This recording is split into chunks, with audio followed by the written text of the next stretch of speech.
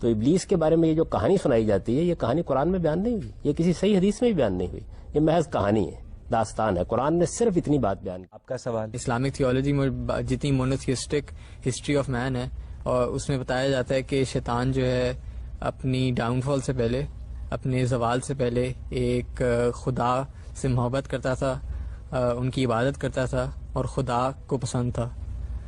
تو اور دوسرا قرآن میں جب اس کی خطا بتائی جاتی ہے تو اس کی صرف ایک خطا یا ایک گناہ بتایا جاتا ہے، جو یہ ہے کہ اس نے خدا کی نافرمانی کی. میرا سوال یہ ہے کہ قرآن میں جب شیطان کہتا ہے کہ میں سجدہ نہیں کروں گا کیونکہ میں اسے بہتر ہوں، تو خدا اس کا انکار نہیں کرتا، نہ اس میں اس کی نفی کی جاتی ہے.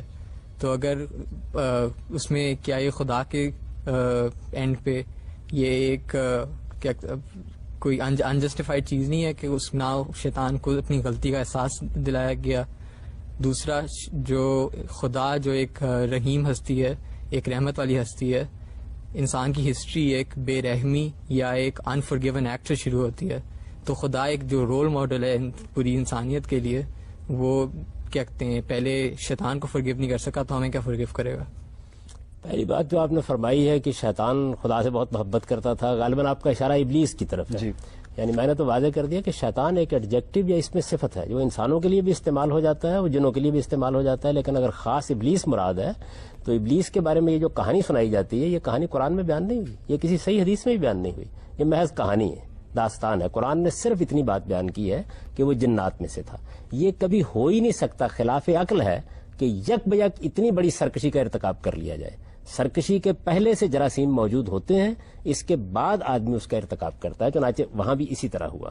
تو ایک تو اس افسانے کو ذہن سے نکال دیجئے، یہ افسانہ لوگ سناتے ضرور ہیں لیکن اس کی کوئی بنیاد الہامی لٹریچر میں ہے کہ وہ بہت عبادت گزار تھا، وہ 10,000 سجدے یہ سب داستان ہے، کہانی ہے. جتنی بھی قرآن میں کہیں اس کا ادنا درجے میں ذکر نہیں ہے، کسی صحیح حدیث میں بھی اس کا ذکر نہیں ہے. میں تو اسی لیے بار بار نوجوانوں کو توجہ دلاتا ہوں کہ ان کے گھر میں اللہ کی کتاب موجود ہوتی ہے، اس کو نکال کے کبھی پڑھیں تو انہیں معلوم ہو کہ کتنی کہانیاں اور داستانیں ہیں جو ہمارے یہاں مشہور ہو چکی ہیں، درحال ہے کہ اس کی کوئی بنیاد نہیں ہوتی.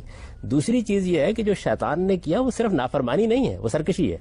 دیکھیے، نافرمانی تو سیدنا آدم علیہ السلام سے بھی ہوئی. سرکشی کا مطلب یہ ہے کہ جب آپ سے ایک غلطی ہو گئی تو غلطی کا پہلی بات تو یہ کہ محرک کیا ہے. آدم کی غلطی کا محرک اللہ تعالیٰ نے یہ بتایا ہے کہ انہیں ترغیب دے گئی کہ اگر آپ یہ غلطی کریں گے، جس کو اللہ نے منع کر دیا تھا وہ کام کریں گے، تو اس سے آپ کو حیات جاوداں، ابدی بادشاہی حاصل ہو جائے گی. یہ ایک اچھی بات ہے جس کی طرف وہ لپکے، یہ اپنی ذات میں بری بات نہیں ہے. شیطان نے یا ابلیس نے جو غلطی کی یا نافرمانی کی، اس کا محرک دیکھیے کیا ہے. اس کا محرک کسی اچھی چیز کو حاصل کرنے کا جذبہ نہیں ہے، انانیت ہے. اس نے جو استدلال کیا وہ یہ تھا کہ مجھے آپ نے آگ سے پیدا کیا ہے، میں ایک برتر مخلوق ہوں، اس کو آپ نے مٹی سے پیدا کیا ہے، یہ ایک کہتر مخلوق ہے، آپ نے اس کے سامنے مجھے سجدہ ریز ہونے کے لیے کیوں کہا. یہ در حقیقت انانیت اور تکبر ہے. انانیت اور تکبر کا ہی چلے اظہار ہو گیا. جس وقت توجہ دلائی گئی کہ یہ تکبر کس کے سامنے کر رہے ہو، عالم کے پروردگار کے سامنے کر رہے ہو، تو آدم کو جب توجہ دلائی گئی تو آپ دیکھیے قرآن کیا کہتا ہے. وہ فوراً توبہ کر کے رجوع کر کے اللہ کی طرف متوجہ ہو گئے اور انہوں نے اللہ تعالیٰ سے درخواست کی کہ ان سے فی الواقع غلطی ہوئی، انہیں معاف کر دیا جائے. اس نے کیا کیا؟ اس نے کہا کہ نہ صرف یہ کہ میں نے صحیح کیا ہے بلکہ میں اس سرکشی پر قائم ہوں اور اب میں قیامت تک انسانوں کو گمراہ کرنے کی ذمہ داری اپنے اوپر لے رہا ہوں. اس کے بعد خدا کیا رحمت فرمائے. وہ رحمت مانگنے کب گیا ہے؟ یہ تو آپ کی ہمدردی ہے اس کے ساتھ جو آپ فرما رہے کرتے ہیں. اچھا، فرشتے نوری مخلوق ہیں، تو ایک نوری مخلوق کس طرح خیر اور شر کا شعور رکھ سکتی ہے؟ اور اگر وہ خیر اور شر کا شعور رکھتی ہے تو کیا وہ شر کرنے کی صلاحیت بھی رکھتی ہے، جبکہ ہم جانتے ہیں کہ نہیں رکھتی؟ دیکھیے، بات یہ ہے کہ خیر اور شر کا شعور تو اللہ تعالیٰ ودیت کرے گا، اس کا کسی کے نوری یا خاکی ہونے سے کوئی تعلق نہیں ہے. یعنی اللہ تعالیٰ جس مخلوق کو چاہے گا خیر اور شر کا شعور دے دے گا، جس کو چاہے گا نہیں دے گا. بہت سے جانوروں کو اس نے خیر اور شر کا شعور نہیں دیا، حالانکہ ان کے اندر زندگی ہے اور وہ بھی بہرحال جبلتوں کے پابند ہیں، لیکن خیر اور شر کا شعور ان کے اندر نہیں ہے. انسان کو خیر اور شر کا شعور دیا گیا ہے، جنات کو دیا گیا، فرشتوں کو بھی دیا گیا ہے.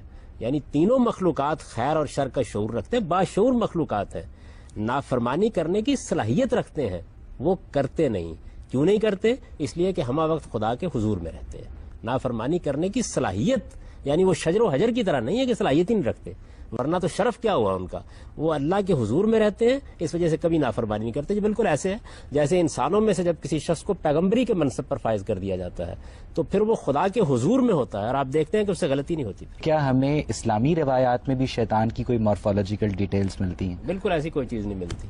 یہ اصل میں عام طور پر جو وہم پرست قومیں ہیں ان کے اندر یہ خیالات پیدا ہو جاتے ہیں اور پھر وہ اپنی ذہنی تصویروں کو اس طریقے سے بیان کرتے ہیں. یعنی دیکھیے نا، قرآن مجید نے یہ بتایا ہے کہ ابلیس جنات میں سے تھا. جنات ایک اللہ تعالیٰ کی مخلوق ہے، تو جب اللہ تعالیٰ نے کسی ایک مخلوق کو پیدا کیا، جیسے انسانوں کو پیدا کیا، جیسے جانوروں کو پیدا کیا، اس میں سے کوئی شیطنت اختیار کرے گا تو اس کا ایک مجسم وجود تو ہوگا.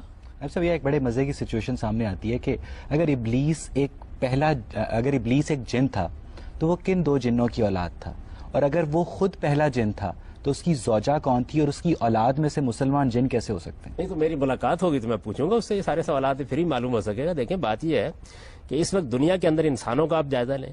آدم و حوا سے انسانیت کی ابتدا ہوئی ہے. ظاہر بات ہے کہ یہ تو آپ کسی طرح بھی نہیں مان سکتے کہ جو اولاد کا سلسلہ اب چل رہا ہے یہ ہمیشہ سے چلتا رہا ہوگا، کہیں سے تو ابتدا ہوگی نا.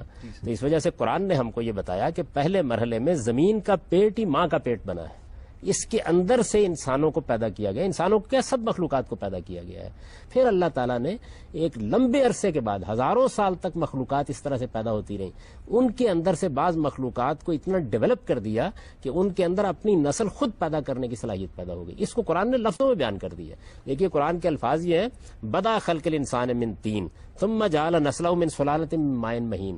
ہم نے انسان کو پہلے مرحلے میں براہ راست گارے اور مٹی سے پیدا کیا، زمین کے پیٹ سے وہ نمودار ہوا. پھر اس کے بعد ایک لمبے عرصے تک ہم نے اسی صورت میں اس کو درست کرنا شروع کیا. پھر جب وہ بالکل درست ہو گیا تو اب ہم نے دوسرے مرحلے میں اپنی نسل خود پیدا کرنے کی صلاحیت. اس طرح تو آپ ایوولوشن کی تائید نہیں کر رہے. ایوولوشن کے دو پہلو ہیں. ایک ایوولوشن کا پہلو وہ ہے جس کو ڈارون نے پیش کیا، جہاں ایک خلیے سے پھر تمام مخلوقات وجود میں آتی چلی گئی ہیں. وہ تو اب تک ایک نظریہ ہے، اس کبھی حقائق کی میزان میں پورا نہیں اتر سکا. علم و عقل کبھی بھی اس کی تائید میں کچھ بھی فراہم نہیں کر سکے، بلکہ اب تو جو فاسلز کے نئے ریکارڈ دریافت ہو رہے ہیں وہ بتدریج اس کی نفی کرتے چلے جا رہے ہیں. ایک ارتقاء کا تصور ہوا ہے جو قرآن پیش کرتا ہے، اور وہ تصور یہ ہے کہ پہلے مرحلے میں جب مخلوقات کو پیدا کیا گیا تو زمین کے پیٹ سے وہ پیدا ہوتی رہیں، اور پیدا ہونے کا عمل پھر ہزاروں سال پر ہوا، اور تمام انواع الگ الگ وجود میں پذیر ہوئی، نہ کہ کسی ایک نوع سے تمام انواع پھوٹی ہیں. میں تو جب قرآن کی روشنی میں غور کرتا ہوں تو مجھے بالکل صاف واضح ہو جاتا ہے کہ آدم و حوا کی پیدائش جس طرح ٹوین پیدا ہوتے ہیں بالکل اسی طرح زمین کے پیٹ سے ہوئی ہے. اسی وجہ سے پسلی سے پیدا ہونے کی قدیم تعبیر اختیار کر لی.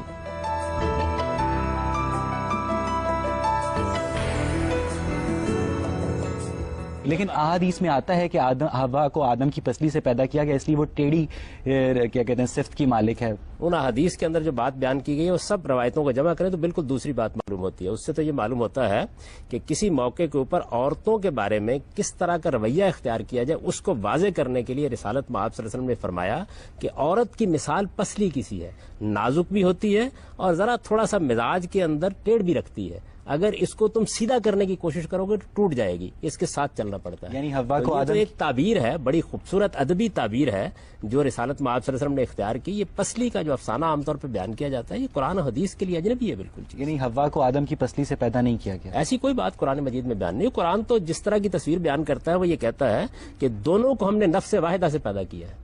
قرآن مجید کے اپنے الفاظ یہ ہیں کہ اے لوگوں اس خدا کا تقوی اختیار کرو جس نے تمہیں ایک جان سے پیدا کیا، اور پھر یہ کہا ہے کہ ان کے اندر سے جوڑا بنایا ان کا، یعنی آدم کو بھی اسی جان سے پیدا کیا، حوا کو بھی اسی جان سے پیدا کیا. یعنی جو انسانی زندگی کی اصل حقیقت ہے اس کو بیان کرتا ہے. یہ نہیں کہتا کہ وہ جان کون سی تھی جس سے پیدا کیا جوڑے کو، ایک جان سے جوڑا پیدا کیا گیا، وہ جان کیا ہے، جان سے کیا مراد ہے؟ یہ بات یہ ہے کہ اس وقت بھی یہ ایک قطرہ آب ہوتا ہے جس کے اندر سے عورت بھی بنتی ہے اور مرد بھی بنتا ہے. لیکن ایک قطرے سے ایک مرد اور ایک عورت بیک وقت نہیں بن سکتے. نہیں، دیکھیے بات یہ ہے ایک قطرے کے اندر خصوصیات کیا ہے. اصل بات تو یہ ہے اللہ تعالیٰ نے جو ابتدائی زندگی پیدا کی ہے اس ابتدائی زندگی بارے میں ہمیں وہ بتاتا ہے کہ اس دنیا کے اندر یہ جو تمہیں زمین نظر آ رہی اسی کو ہم نے ماں کے پیٹ کی طریقے سے انسانوں کی اور دوسری مخلوقات کی تخلیق کا محور بنا لیا. اس کے اندر سے یہ سب پیدا ہوئے. تو نفس واحدہ کا مطلب جو ہے وہ قطرہ آب نہیں ہے. یہ تو میں نے سمجھانے کے لیے ایک مثال آپ کے سامنے واضح کی. یعنی ایک جان سے پیدا کیا، ان کی شخصیت ایک ہے، ان کی شخصیت میں کوئی فرق نہیں ہے. یہ نہیں ہے کہ ایک اصل ہے اور دوسرا اس کا ضمنی وجود ہے، بلکہ ایک ہی جان، ایک ہی شخصیت، ایک ہی حقیقت ہے جس سے ان کو وجود پذیر کیا. یار آپ پوچھو.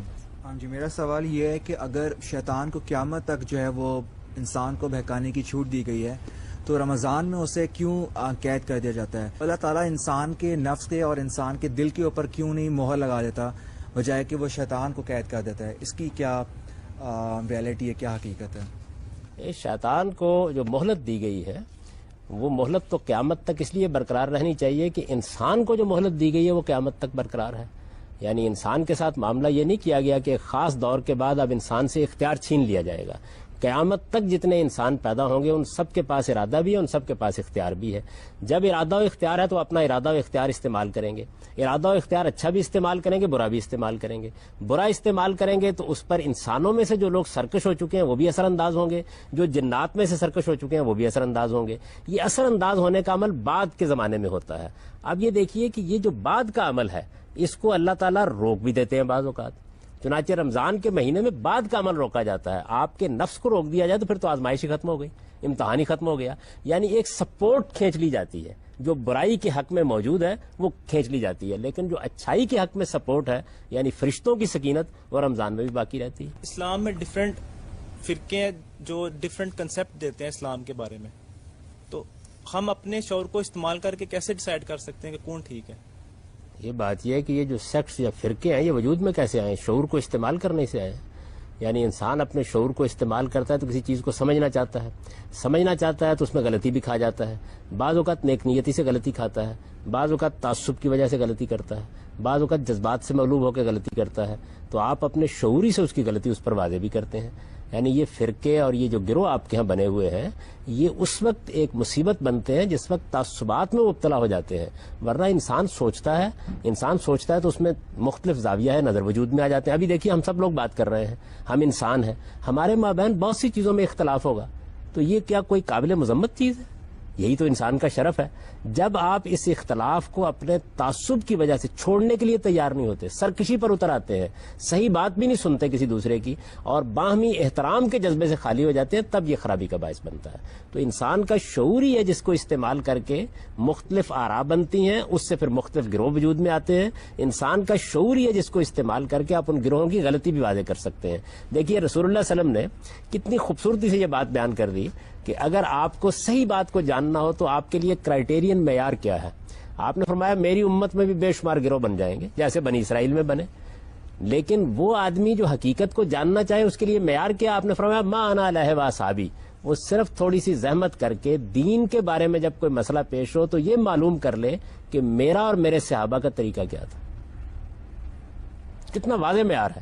اگر آپ اپنے عقلی گدے لگاتے رہیں گے، اگر آپ ادھر ادھر کی باتیں سنتے رہیں گے، کہانیوں کی تحقیق کرنے کے لیے تیار نہیں ہوں گے تو پھر ظاہر ہے کہ فرقے بھی بنے گے، گروہ بھی بنے گے. آپ تھوڑی دیر کے لیے توقف کر کے معلوم کر لیں کہ اللہ کا پیغمبر جو بات کہہ کے گیا تھا وہ بات کیا تھی. صاحب لیکن مسئلہ یہ ہے کہ مسلمانوں کا ہر فرقہ دوسرے فرقے کو شیطان کا پیروکار قرار دیتا ہے، جس سے جو اسلام کی وحدانیت ہے وہ پارا پارا ہو جاتی ہے. تو اس کا کوئی حل نہیں ہے؟ اس کا حل تعلیم ہے. دیکھیے یہ کیوں کرتے ہیں لوگ، اس کی وجہ یہ ہے کہ ہمارے اوپر جہالت کا غلبہ ہو چکا ہے. مسلمانوں کا بنیادی مسئلہ، ہمارے ہاں تو لوگ بہت سیاسی مسائل بیان کرتے ہیں، کوئی فلسطین کا مسئلہ بیان کرے گا، کشمیر کا مسئلہ، کوئی امریکہ کو گالیاں دے گا، کسی کو. اصل میں ہمارا مسئلہ کیا ہے؟ ہمارا مسئلہ غربت اور جہالت ہے. غربت اور جہالت کے خلاف اگر ہم جنگ نہیں کرتے، جہاد نہیں کرتے تو اسی طرح کی پستی میں گرے رہیں گے. آپ جب لوگوں کو تعلیم دیتے ہیں تو ان کے اندر رفت پیدا ہوتی ہے، وہ اختلافات کے اسباب سمجھتے ہیں، پھر وہ اس کے بعد میوچل ریسپیکٹ کے ساتھ، باہمی احترام کے ساتھ. فرقے تو پھر بھی نہیں ختم ہوئے نا؟ نہیں، فرقے ختم ہو جاتے ہیں، مکاتب فکر رہ جاتے ہیں. جس وقت آپ تعلیم عام کر دیتے ہیں تو اس کے بعد یعنی مغرب میں آپ یہ دیکھیے کہ فلسفے میں، سائنس میں کیا نقطہ ہے نظر ختم ہو گئے. ایسا نہیں ہے، ایسی فضا بن گئی ہے کہ لوگ ایک دوسرے کو گالیاں نہیں دیتے، ایک دوسرے کی بات سنتے ہیں، باہمی احترام کے ساتھ ایک دوسرے کی بات سنتے ہیں. میں آپ سے اختلاف کر رہا ہوں، اختلاف کرنے کے بعد ہم ہنستے ہوئے اٹھ کے چلے جائیں، ایک چائے کے کپ پہ اکٹھے ہوں، اختلاف کریں اور یہ کہہ کے اٹھ جائیں کہ ہم اختلاف کرنے کے لیے بیٹھے تھے، نہیں اطمینان ہوا، نہیں اتفاق ہوا، کیا فرق پڑتا ہے؟ تو اگر ہمارے اندر یہ تعلیم اور تربیت پیدا ہو جائے. اس وقت صورتحال کیا ہے؟ اس وقت صورتحال یہ ہے کہ شیطان نے بھی تو اختلاف ہی کیا تھا نا. نہیں، شیطان نے اختلاف نہیں کیا، سرکشی کی ہے. یعنی اختلاف تو اس وقت تک تھا کہ اس نے ایک سوال کر لیا. دیکھیے اختلاف تو انسان کو کرنے کا حق ہے، لیکن اختلاف کرنے والا آپ اس دیکھیے پورا وہ واقعہ کتنی خوبصورتی سے قرآن نے بیان کیا. اختلاف فرشتوں نے کیا، اللہ تعالیٰ نے اس اختلاف کے بعد یہ نہیں کیا کہ ڈانٹ دیا ہو، نہیں اپنی فرشتوں نے کیا اختلاف کیا تھا؟ یعنی انہوں نے یہ کہا نا کہ آپ زمین پر اگر ایک صاحب اقتدار مخلوق بنانے والے ہیں تو فساد پیدا ہو جائے گا.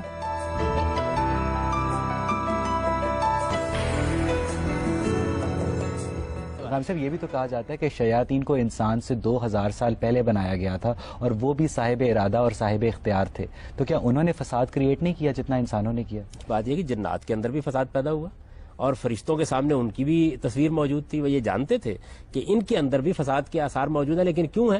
اس لیے کہ ارادہ و اختیار دیا گیا ہے. آدم کو بھی جب ارادہ و اختیار دے کے زمین کی بادشاہی دینے کا اعلان کیا گیا تو انہوں نے اختلاف کیا، لیکن بڑے ادب کے ساتھ اختلاف کیا، اپنی بات پیش کی. اللہ تعالیٰ نے اس کے جواب میں ڈانٹ نہیں دیا، ان کو پوری اپنی اسکیم کی وضاحت کی. جب پوری اسکیم کی وضاحت کی تو دیکھیے انہوں نے اس کے اوپر کیا کہا. انہوں نے کہا بات سمجھ میں آ گئی.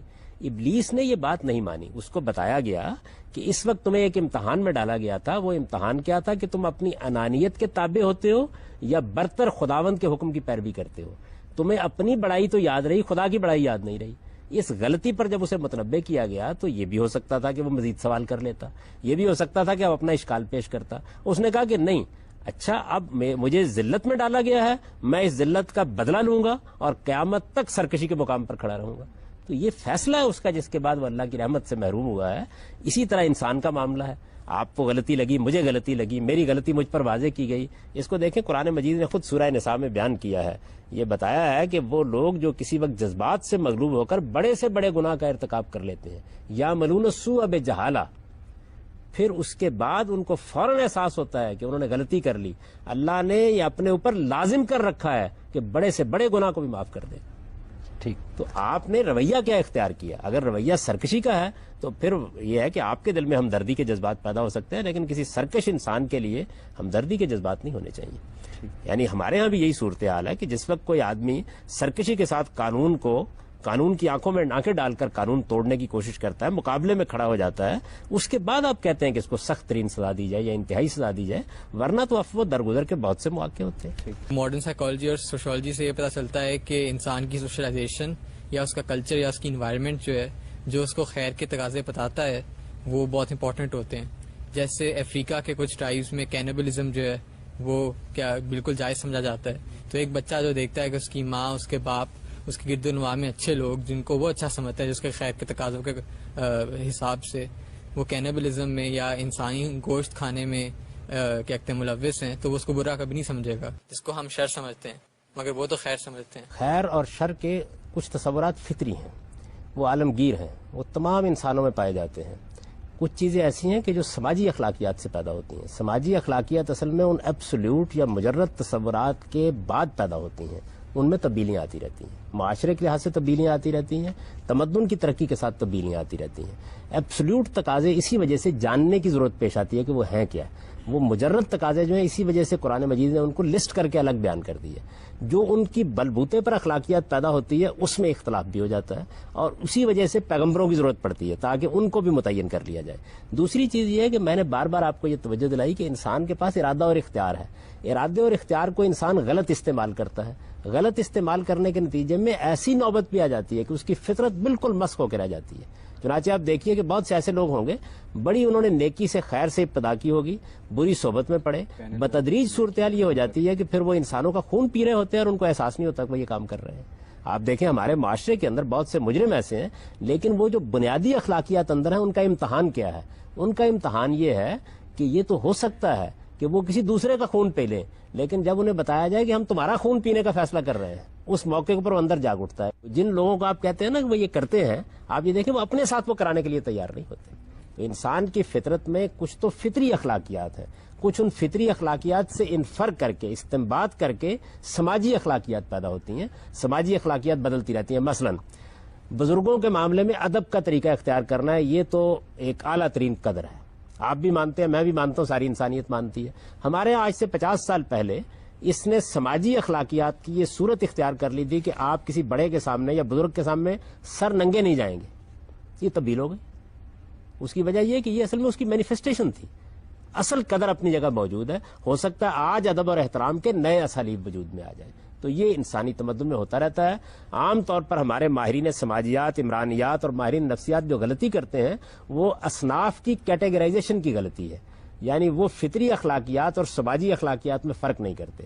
فطری اخلاقیات ناقابل تغیر ہیں، عالمگیر ہیں، ہمیشہ سے ہیں، ہمیشہ رہیں گی. سماجی اخلاقیات ان سے پیدا ہوتی ہیں، ان کی بنیاد پر اٹھتی ہیں، وہ تبدیل ہوتی ہیں. جس طرح پازیٹیو چارج اپنی شناخت کے لیے نیگیٹو چارج کا محتاج ہوتا ہے، تو کیا رحمان بھی اپنی شناخت کے لیے شیطان کا محتاج ہے؟ دیکھیے بات یہ ہے کہ رحمان اپنی شناخت کے لیے کسی چیز کا محتاج نہیں ہے.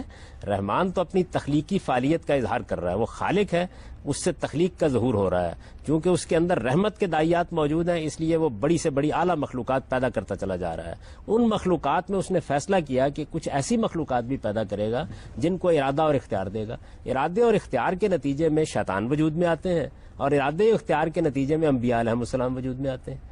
تو یہ چیز تو اصل میں اللہ تعالیٰ کے تخلیقی عمل کا ایک ناگزیر نتیجہ ہے. اس میں خدا کی شناخت کے احتیاج یا اس کا محتاج ہونے کا کوئی سوال نہیں ہے.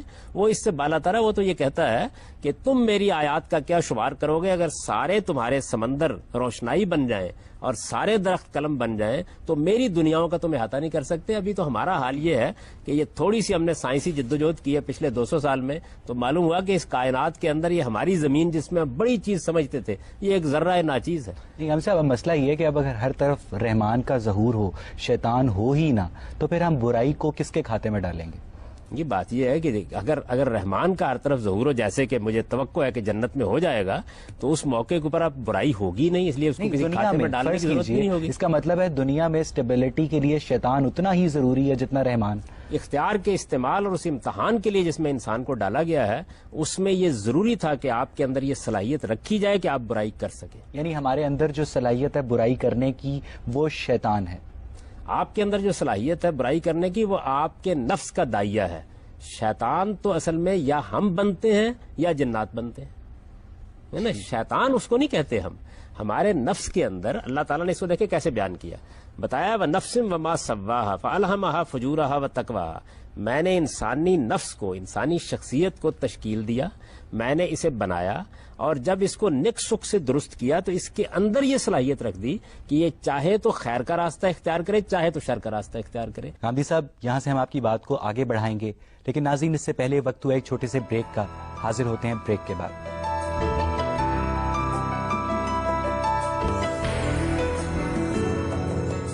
برائی کرنے کے لیے ہمیشہ شیطان کی سپورٹ کی ضرورت ہے، یا صرف جو اس کا ارادہ ہے، جیسے کہ آپ نے کہا کہ آپ برا ارادہ کر لیں، تو کیا وہ صرف اس کے ذریعے وہ برا عمل کر سکتا ہے، یا اسے شیطان کی ضرورت ہوتی ہے؟ اس کا بہت اچھا موقع اس وقت ملتا ہے جب آپ رمضان کے مہینے میں برائی کرتے ہیں.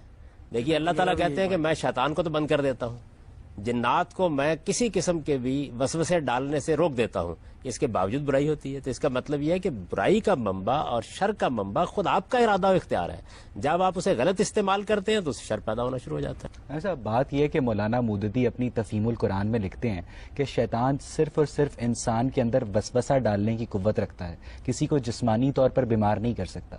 تو پھر یہودی جادوگر لبید بن عاصم نے کس طرح آن حضور کو شیطانی جادو سے جسمانی طور پر بیمار کر دیا؟ یہ دیکھیے بات یہ ہے کہ یہ بات کہ جادو کیا چیز ہے، یعنی جادو ایک نفسی علم ہے. اس میں شیاطین کا دخل بہت بعد میں شروع ہوتا ہے. جادو کی کئی اقسام ہیں، اور آپ جب کسی نفسی علم سے کام لیتے ہیں، جیسے اب پیرا سائیکالوجی آپ کو بہت سی چیزیں بتا رہی ہے جس میں آپ اثر انداز ہو سکتے ہیں، ٹیلی پیتھی ہے اور بہت سی چیزیں ہیں. ان تمام چیزوں میں آپ کے اپنے نفس کی قوتیں اثر انداز ہوتی ہیں. جادو میں بھی عام طور پر انہی قوتوں سے کام لیا جاتا ہے. اس یہودی نے کیا جادو کرنے کی کوشش کی تھی، اس کی کوئی تفصیلات ہمیں معلوم نہیں ہے. یہ معلوم نہیں ہے. دن بدن بیمار پڑتے چلے گئے، یہ کہا جاتا ہے کہ ان کی کنگھی کے اوپر جادو ہو گیا. نہیں، یہ تو بہت حد تک دیکھیے بات یہ ہے کہ افسانے ہیں.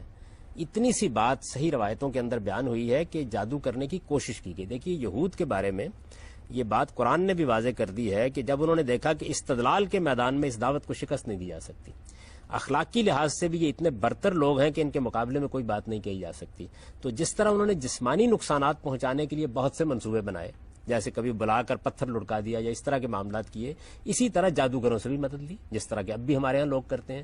تو جادو کرنے کی کوشش کی گئی، یعنی وہ اپنی کوشش میں کامیاب نہیں ہوئے. رسالت میں آپ صلی اللہ علیہ وسلم نے کچھ گرانی سی محسوس کی، اور اس کے بعد روایتوں میں یہ آتا ہے کہ آپ کو اللہ تعالیٰ کی طرف سے تعلیم دی گئی کہ آپ دعا کریں. جب آپ نے دعا کی تو وہ گرانی ختم ہو گئی. اس کو بعد لوگوں نے افسانہ بنا کے اس میں بہت سی تفصیلات کا اضافہ کر دیا ہے. قرآن مجید اس معاملے میں بالکل واضح ہے کہ کسی پیغمبر کو بھی ہرگز اس کے دشمنوں کے ہاتھ میں نہیں دیا جاتا. اللہ تعالیٰ اس کی حفاظت کرتا ہے. قرآن کے الفاظ ہیں واللہ یعصمک من الناس، آپ مطمئن رہیں اللہ تعالیٰ ان انسانوں کے مقابلے میں آپ کی حفاظت کرے گا. تو جو خدا کی حفاظت میں ہو اس کے اوپر کوئی چیز کیسے اثر انداز ہو سکتی ہے؟ وقتی طور پر ایک اثر ضرور ہوا, اللہ کی دعا سے فوراً ختم. ایسا مسئلہ یہ ہے, حضرت زکریا بھی تو پیغمبر تھے, انہیں بھی تو ان کے دشمنوں کے حوالے کر دیا گیا.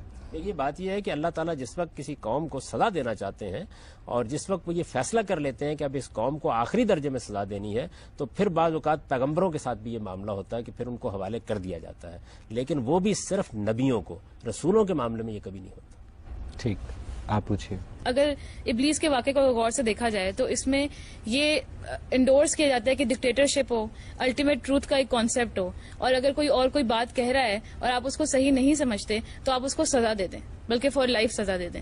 تو اگر آپ نے کوئی سرکشی کے لفظ پر غور نہیں کیا. سرکشی کا مطلب یہ ہوتا ہے کہ میں نے ایک رائے قائم کی, مجھ پر میری رائے کی غلطی واضح ہو گئی, میں اب بھی اس پہ اصرار کر رہا ہوں, اس کو سرکشی کہتے ہیں. تو اگر مجھ پہ میری رائے کی غلطی آزادی واضح رائے کا نہیں کر مطلب یہ سکتا ہے کوئی. اگر آپ کی غلطی واضح نہیں ہوئی تو پھر تو آپ استدلال کریں گے نا, آپ بات بیان کریں گے, آپ دوسرے کی بات سننے کے لیے تیار ہوں گے. جب میں اپنے آپ کو انسان سمجھ کر اپنی رائے کا اظہار کر رہا ہوتا ہوں تو میں یہ کہتا ہوں جی میں نے یہ بات اس طرح سمجھی ہے, میرے پاس اس کے یہ دلائل ہیں, میں اپنی بات بیان کر رہا ہوں.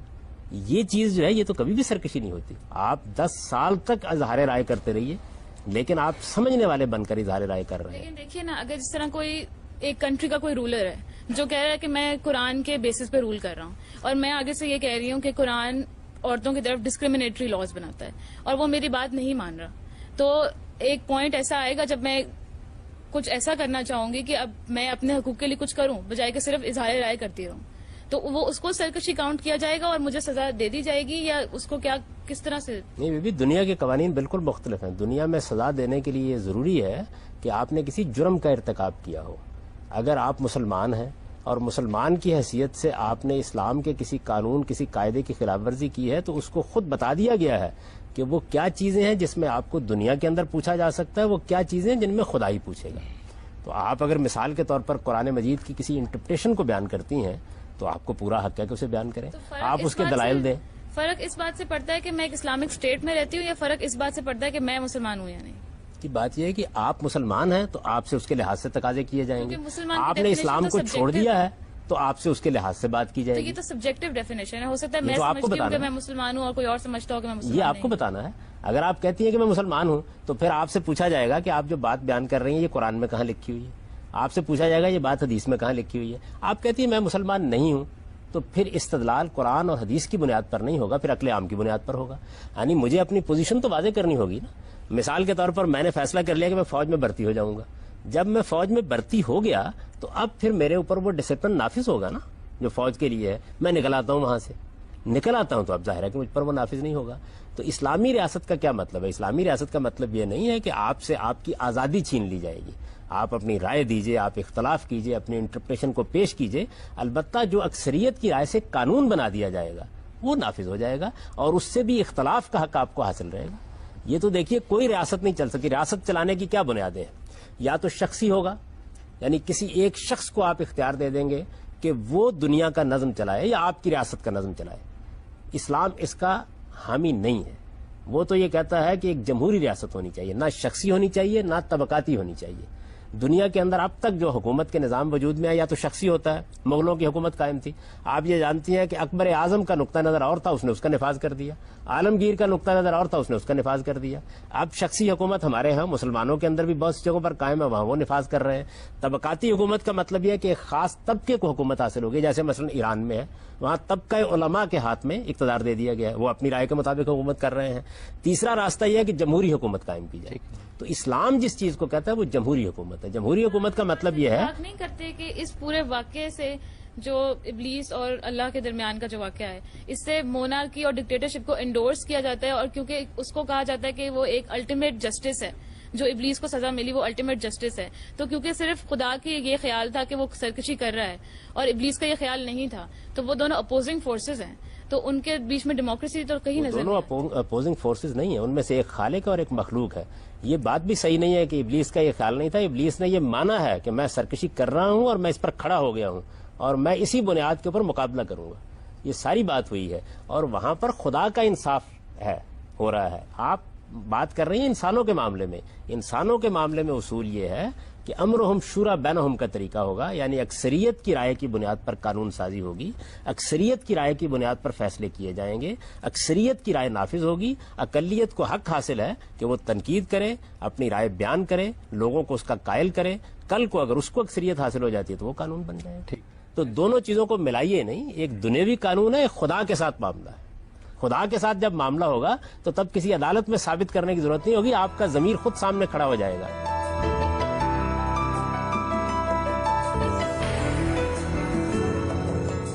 چاہے انسان خیر کا رستہ اختیار کرے, چاہے انسان شر کا رستہ اختیار کرے, تو پھر شیطان تو پھر اس کا وجود تو بےمانی ہو جاتا ہے. ابلیس کو تو پھر ریٹائر ہو جانا چاہیے. دیکھیے بات یہ ہے کہ جس وقت آپ خیر یا شر کا راستہ اختیار کرتے ہیں تو اس کے بعد انسانوں کے اندر سے بہت سے لوگ آپ پر اثر انداز ہونا شروع ہو جاتے ہیں. ان کو آپ کیا نام دیں گے؟ شیطانی کا نام دیں گے. اوپر بھی تو خیر اور شر اثر انداز ہو رہا ہے نا. دیکھیے آپ شیطان کے ذمہ سب کچھ کیوں لگاتے ہیں؟ یعنی شر کا منبع شیطان نہیں ہے.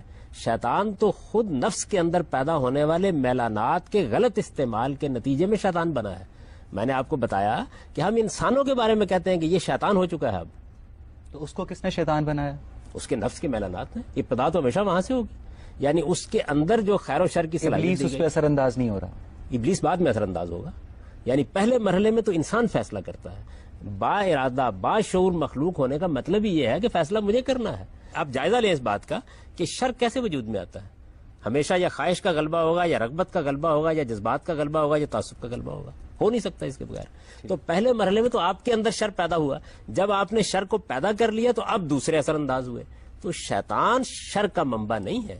شر کا منبع اختیار اور ارادے کی صلاحیت ہے جو آپ کے اندر دی گئی. شیطان پھر یہاں پہ کیوں وجود میں ہے؟ جب اللہ تعالیٰ نے انسان کے اندر نفس کریٹ کر دی تھی تو شر بھی اللہ تعالیٰ نے بنایا. اگر شر اللہ تعالیٰ نے نہ بنا کے بھیجا ہوتا تو امتحان کس چیز کے درمیان ہوگا؟ اللہ نے شر نہیں بنایا, اللہ نے آپ کو اختیار دیا ہے. اختیار دینے کے بعد آپ اسے استعمال کریں گے. لفظ اختیار پر غور کیجئے. اختیار کا مطلب ہی یہ ہے کہ وہ غلط بھی استعمال ہو سکتا ہے, صحیح بھی استعمال ہو سکتا ہے. اگر آپ صرف صحیح کام کریں تو اختیار کیا ہوا؟ تو اختیار سے شر پیدا ہوتا ہے. اللہ تعالیٰ کو شر بنانے کی کیا ضرورت ہے؟ اللہ نے تو ایک بڑی اعلیٰ مخلوق بنائی انسان کی صورت میں. اس کو شعور دیا, اس کو ارادہ دیا, اس کو عقل دی, اس کو جذبات دیے, اس کو شاعری کرنے کی صلاحیت دی, اس کو ادب تخلیق کرنے کی صلاحیت دی, اس کو ایسٹیٹک سینس دی, اس کے اندر جمالیات کی اس پیدا کی. اللہ نے تو کمال کر دیا, لیکن آپ کو اختیار دیا. اختیار کو استعمال آپ نے کرنا ہے. آپ غلط استعمال کرتے ہیں. شر اگر ہم کریٹ کرتے ہیں تو آلریڈی ہے یہاں پہ. اگر بجلی ہم نے بنائی تو آلریڈی مطلب وہ تھی اس دنیا میں. آپ دو باتوں کو ملا رہے ہیں. بجلی ایک چیز ہے جس کو آپ نے دریافت کیا ہے. دریافت کی ہے تو آپ نے, آپ کو جو چیز دی گئی, آپ نے شر دریافت نہیں کیا. ایسا نہیں کہیں پایا جاتا تھا آپ نے دریافت کیا ہے. آپ کو اختیار دیا تھا, آپ نے اس کو استعمال کیا, شر وجود میں آ گیا. بات یہ ہے کہ ابلیس ایک ذی ارادہ شخصیت ہے. اب فرض کریں وہ قیامت سے پہلے ارادہ کر لیتا ہے کہ میں توبہ کر لیتا ہوں, اور اب توبہ کا دروازہ ہمیشہ کھلا ہے, تو پھر کیا ہوگا ہم سے؟ یہ بات یہ ہے کہ اگر وہ ایسا کر لے گا تو اللہ تعالیٰ اپنے قانون کے مطابق جو فیصلہ مناسب سمجھیں گے کر لیں گے. ایک مفروض ہے نا جو آپ ایک مفروض ہے نا آپ نے قائم کیا. ہم سے پھر اس کو بخش دیا جائے گا. یہ بات یہ ہے کہ میں تو کوئی فیصلہ کرنے کی پوزیشن میں اس لیے نہیں ہوں کہ اس کے پہلے جرائم کتنے ہیں اس کے لحاظ سے ہی معاملہ کیا جائے گا نا. ہر توبہ لازم نہیں ہے کہ آپ کے پچھلے جرائم کی تلافی کے بغیر آپ کو صاف صاف جنت میں پہنچا دے. مثال کے طور پر ایک آدمی نے قتل کیے ہیں, ایک آدمی نے انسانوں کے ساتھ ظلم کیا ہے, ان کا مال لوٹا ہے, وہ اس کی تلافی تو کرتا نہیں, تو توبہ آپ کس کو کہتے ہیں؟ یعنی یہ کوئی آسان کام ہے کہ ایک شخص انسانوں کو بہکانے اور خدا کے مقابل میں کھڑا کرنے پر صدیاں گزار دے, بے شمار انسان دنیا سے رخصت ہو جائے, وہ اس کے تمام تیروں کے ترک سے جتنے تیر نکلے ہوں ان کا ہدف بن کے رخصت ہوئے ہوں, اور اس کے بعد وہ یک بہ کہ توبہ. توبہ کوئی الفاظ کا مجموعہ نہیں ہے. آپ کو اگر انسانوں کی حیثیت سے بھی کسی وقت حقوق العباد کے معاملے میں توبہ کرنی ہو تو وہ محض توبہ کا لفظ ادا کرنے سے نہیں ہوتی, آپ کو تلافی کرنی پڑے گی. اگر آپ نے کسی کا مال لوٹا ہے تو واپس کرنا پڑے گا, کسی کو قتل کیا تو اس سے معافی مانگنی پڑے گی. ابلیس فرض کریں توبہ کر لیتا ہے, وہ ایک عرصے تک اپنے گناہوں کی سزا جہنم میں بھی کاٹ لیتا ہے, تو الٹیمیٹلی کیا اسے داخل جنت کر لیا جائے گا؟ اگر وہ واقعی توبہ کر لیتا ہے, آپ کی بات میں اگر تھوڑی دیر کے لیے مان لوں اور اللہ اس کے بارے میں یہ فیصلہ کرے کہ اس کو سزا دے کر نکال لیا جائے, تو وہ فیصلہ کرنے کا حق رکھتا ہے. خلاف انصاف نہیں ہے, لیکن یہ ایک مفروض ہے جس پر آپ سوال کر رہے ہیں. دیکھیے بات یہ ہے کہ اللہ تعالیٰ جو کچھ کریں گے انصاف کے ساتھ کریں گے. انہوں نے یہ بتا دیا کہ ظلم کسی حال میں نہیں ہوگا, کسی مخلوق پر بھی وہ ظلم نہیں کرتے, بلکہ اپنے بارے میں یہ کہتے ہیں کہ ما انا بظلام للعبید, میں اپنے بندوں پر ادنا درجے میں بھی کوئی ظلم کرنے والا نہیں. ایک آگ ہے, ہم جانتے ہیں کہ میٹر کے باہمی کیمیکل ریئیکشن سے پیدا ہوتی ہے, اس لیے آگ کاز نہیں افیکٹ ہے. نہیں، وہ تو مادہ آگ تخلیق ہے، تو کاز نہیں آگ ہے پھر کس طرح شیطان اور جنوں کا کاز ہو سکتی ہے؟ نہیں، وہ مادہ تخلیق ہے. جس طرح میرا مادہ تخلیق جو ہے وہ مادے کی جو ٹھوس چیزیں، آپ نے تجزیہ کیا نا انسان کا، تو معلوم ہوا کہ اس کے اندر اتنی کیلشیم ہے، لیکن اس کے اندر اتنا لوہا ہے. مٹی اس کے کہاں ہے؟ اندر- مٹی کہاں ہے؟ انسان کہتے ہیں نا کہ مٹی سے بنا، کیسے کیوں بنا؟ کہتے ہیں مٹی سے؟ اس لیے کہتے ہیں مٹی سے کہ اس زمین کے جو اجزاء ہیں، یہ ٹھوس مادی زمین کے جو اجزاء ہیں وہی انسان کے اندر پائے جاتے ہیں. اور آگ کے اجزاء جنوں میں پائے جاتے ہیں اور یعنی شیاطین وہ مادہ تخلیق ہے. دیکھیے نا، مادہ تخلیق کا مطلب یہ ہوتا ہے کہ آپ نے لوہا پکڑا، اس سے آپ نے تلوار بنا دی، لوہا پکڑا اس سے آپ نے چاقو بنا دیا، لوہا پکڑا اس سے آپ نے جہاز بنا دیا. تو مادہ تخلیق کیا ہے آپ کا؟ مادہ تخلیق یہ ٹھوس مادی چیزیں ہیں، یا ان کی انرجی کی فارم ہے، یا لائٹ کی فارم ہے. اس وقت آپ نے جو مادی کائنات کا مطالعہ کیا ہے تو ان تینوں چیزوں کو دریافت کیا. یعنی مادہ ان تینوں حالتوں میں ہوتا ہے. ان تینوں حالتوں سے اللہ تعالیٰ نے 3 مخلوقات بنا دی. ایسا اب آخری سوال یہ ہے کہ خدا، شیطان اور انسان ایک ٹرائنگل بنتا ہے. اس ٹرائنگل کو آپ نے کس طرح سمجھا، اس کے باہمی روابط کو؟ میرے خیال کے مطابق تو کوئی مثلث نہیں ہے.